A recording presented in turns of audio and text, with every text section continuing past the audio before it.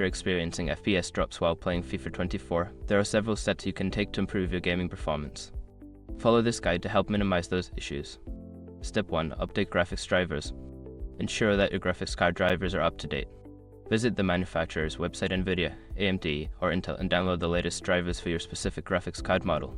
Step 2. Adjust in-game settings. Lower the in-game graphics settings.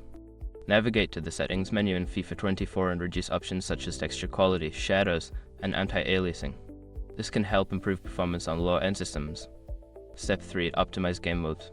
Run FIFA 24 in full screen mode instead of windowed mode.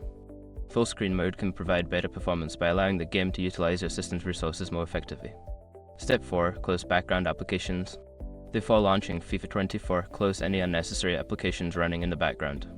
This frees up system resources and can help improve the game's performance. Step 5. Check system requirements. Ensure that your computer meets the minimum system requirements for FIFA 24.